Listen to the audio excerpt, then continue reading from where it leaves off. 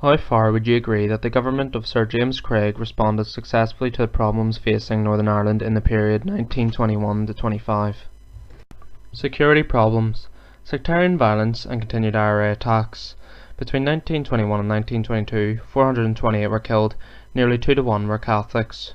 When order was restored, the price of the tactics used was huge and increasingly hostile and disaffected Catholic minority. Ulster Special Constabulary, USC, formed in October 1920.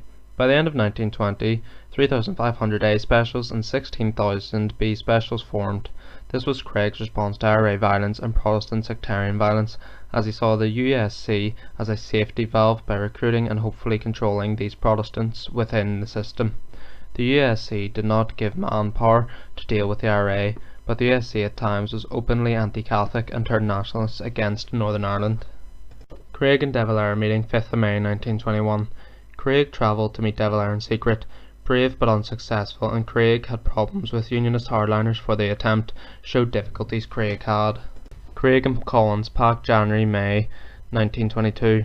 Craig promised to protect the northern minority in return for Collins stopping the IRA.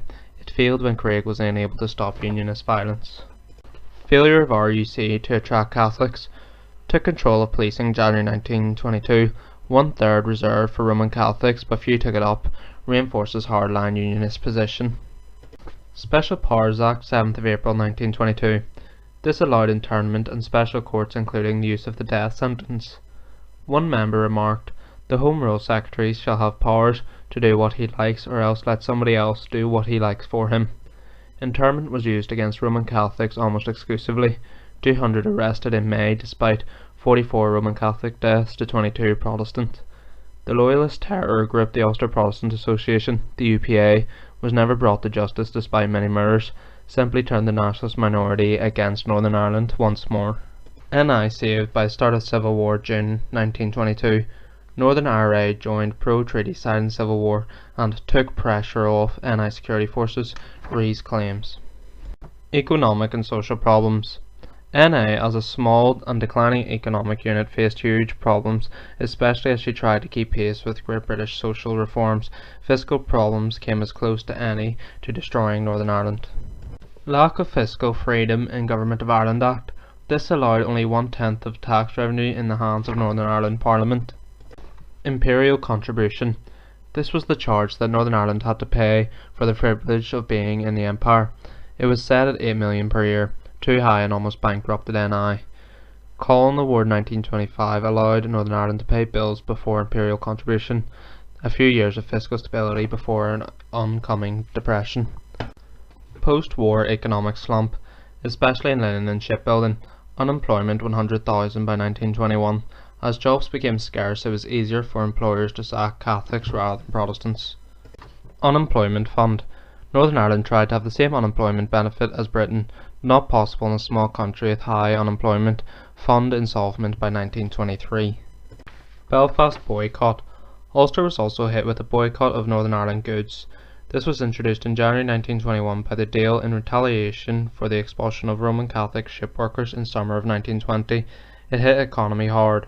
Craig and Collins tried to resolve it, but the workers were not reinstated, and it reinforced the idea of separate economy units north and south. Political problems. These were too deep-rooted to solve in a few short years, but Craig, in Buckland's view, took the easy way out and preferred to satisfy Unionist hardliners rather than genuinely appeal to nationalists. Nationalist non-recognition of Northern Ireland and PR abolished. Some local councils like Derry declared loyalty to the Dáil, embarrassing for Craig trying to set up Northern Ireland. In summer 1922, the Northern Ireland Parliament removed proportional representation for local government elections and allowed gerrymandering, and Unionists got control of Derry City Council. This alienated nationalists.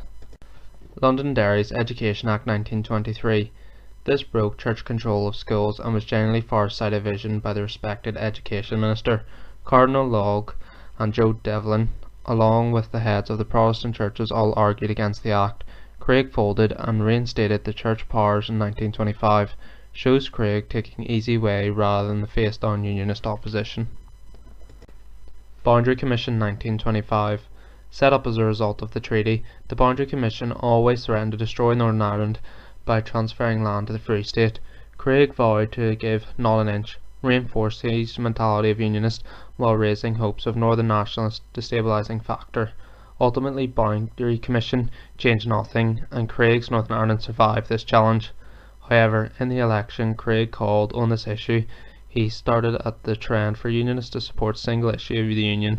This excluded Roman Catholics due to the lack of numbers, and politics in Northern Ireland still has not normalised. Craig in London. Much of Craig's time was spent in London, smoothing over difficulties with the British government. This left policy at crucial times to hardliners and bigots like Richard Dawson Bates, Home Affairs Minister. Machinery of government. This was probably the problem that Craig had most success with.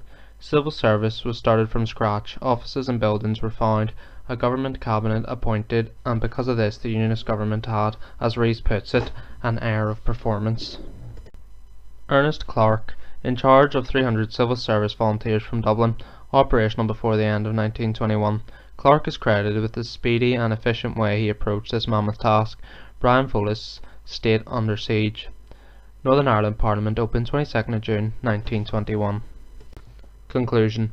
Northern Ireland survived the early problems from security to economy, but the methods used did nothing under endear Catholics to the new state despite the best intentions of James Craig. In his list of priorities it was clear that Craig held the survival of Northern Ireland and the support of Unionists within much higher than the need to include Catholics. This ensured that while the initial problems were survived, discrimination in jobs, sectarian security police and abolition of PR ensured bigger problems for the future.